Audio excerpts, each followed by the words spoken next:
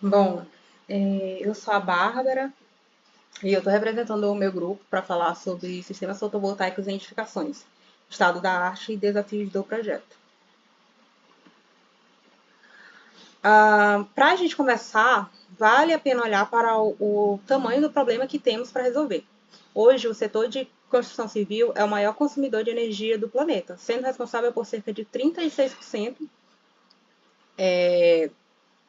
de toda a eletricidade produzida no mundo. Se não bastasse isso, o setor responde por cerca de 39% das emissões globais de CO2. Trazendo essa realidade para o Brasil, a situação também é impactante. O uso de ar-condicionado e sistema de climatização nas nossas casas simplesmente dobrou entre 2005 e 2022.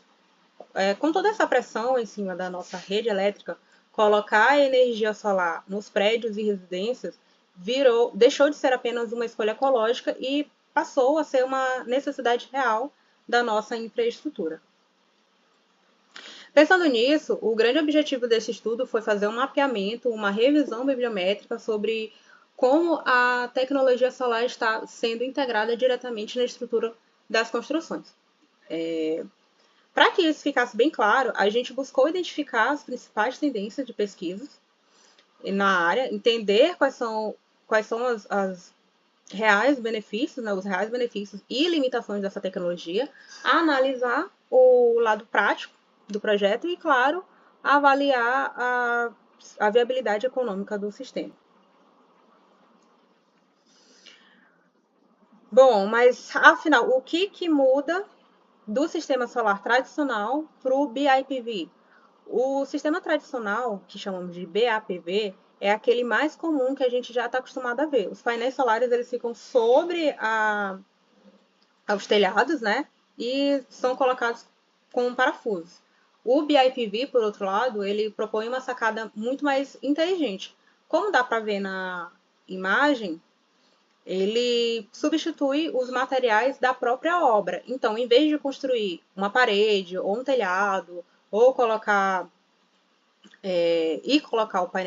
os painéis por cima, o próprio painel solar já é a telha, já é a fachada, já é a vidraça, o revestimento do local. E o material assume uma dupla função, né? Proteger o prédio contra o clima, ajuda no isolamento e ainda gera a energia limpa ali mesmo.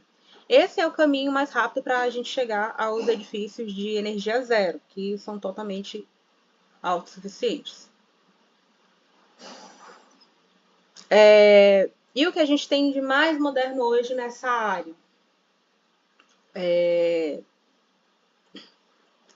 A gente tem que deixar para lá aquela ideia, né, de que o painel ele deixa o prédio feio, né, ou a casa de um local de, como é que se diz, de mal feito mesmo, uma coisa mais mal feita, porque o BIPV hoje ele traz várias inovações, como é o caso da fachada cinética, que são sistemas automatizados que movimentam os painéis sozinhos para seguir a posição do sol ao longo do dia, aproveitando o máximo de luz. Também temos as Smart Windows, que são janelas, né? São feitas com uma tecnologia de células chamadas Perovictas, e tem outros também, e que são janelas inteligentes, né? Que usam esses materiais para reter a eletricidade, reter a luz solar, né? Além de ficar transparente e segurar o calor do lado de fora.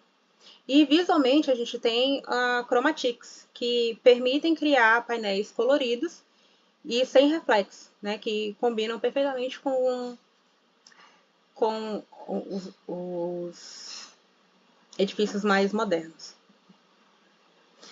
A gente fez um levantamento de pesquisas publicadas entre 2022 e 2026 e organizou esses artigos por temas. Como a gente vê nesse slide, o foco principal dos cientistas ainda está no desenvolvimento da própria tecnologia BIPV.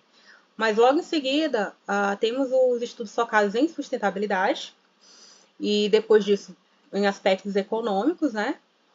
em arquitetura, desculpa, e, por último, os aspectos econômicos. Um dos pontos mais legais que os dados trouxeram é o impacto do planejamento solar. Olhando essa tabela, a gente consegue ver quanta energia uma parede gera por ano, dependendo de para onde ela está apontada. A fachada voltada para o oeste foi a campeã, né, a absoluta de geração, atingindo aí 81,6 kWh por ano, tá? A orientação leste também foi boa, ficou em 65,5 kWh. Já a fachada norte teve um rendimento mais moderado e a fachada sul foi a que teve o pior rendimento, com apenas 41,2 km por hora, que é praticamente metade do rendimento da oeste. E isso prova pra gente que o arquiteto ele precisa planejar a posição das paredes desde o primeiro dia de desenho, se ele quiser que o sistema ele funcione bem. Falando de vantagens, o BIPV ele ajuda diretamente na descarbonização, diminuindo os gases de efeito estufa da própria edificação. Ele também economiza um espaço precioso nas cidades. Como a geração da energia está acontecendo na própria pele do edifício, a gente não precisa ocupar terrenos ou desmatar áreas verdes fora da cidade. Outro benefício prático é a economia com revestimento tradicional. Como você usa o painel solar no lugar de pastilhas ou peles de vidros caras, você abate parte do custo do material da obra. Sem contar que o imóvel valoriza no mercado e ganha pontos valiosos em selos sustentáveis como o LEED e o NZEB.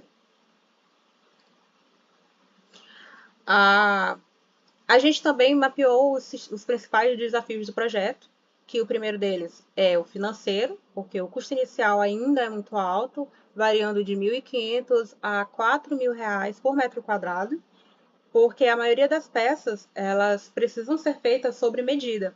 E, além disso, ainda falta o incentivo do governo e mão de obra especializada. O segundo desafio é o técnico, que os painéis embutidos nas paredes eles esquentam demais. E o calor ele acaba derrubando a eficiência deles. Por isso, criar uma abertura e ventilação natural por trás dos módulos é obrigatório.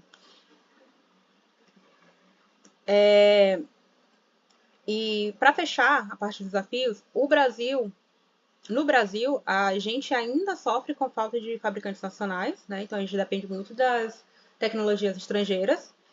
E na parte digital ainda faltam objetos 3D nos softwares, né? Objetos 3D de BIPV nos softwares. E isso acaba dificultando o planejamento do cronograma e dos custos de obra. Para mostrar como tudo isso funciona na prática, o estudo analisou o caso dos estádios do Mineirão, né, em Belo Horizonte. Eles contam com uma usina de 1,42 megawatts pico instalada na cobertura desde 2014. Os desafios de projeto lá foram um ótimo aprendizado por ser um patrimônio histórico, né?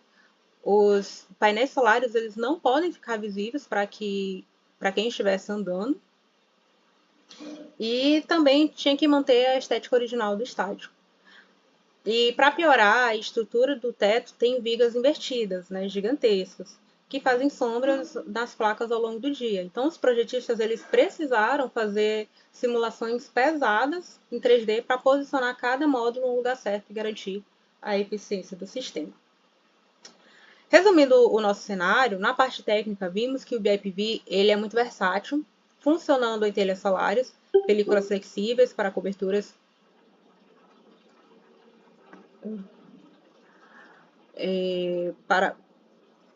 para películas flexíveis para coberturas curvas ou fachadas inteiras. E sobre o revestimento mais alto que a gente falou, né, entre 1.500 e 1.400 por metro quadrado, a conta fecha no médio prazo. Como você economiza na compra de outros acabamentos e a conta de luz despenca todo mês, esse investimento volta para o seu bolso em cerca de 5 a 8 anos. Além de tudo, o crescimento desse mercado movimenta a economia local, gerando os chamados empregos verdes.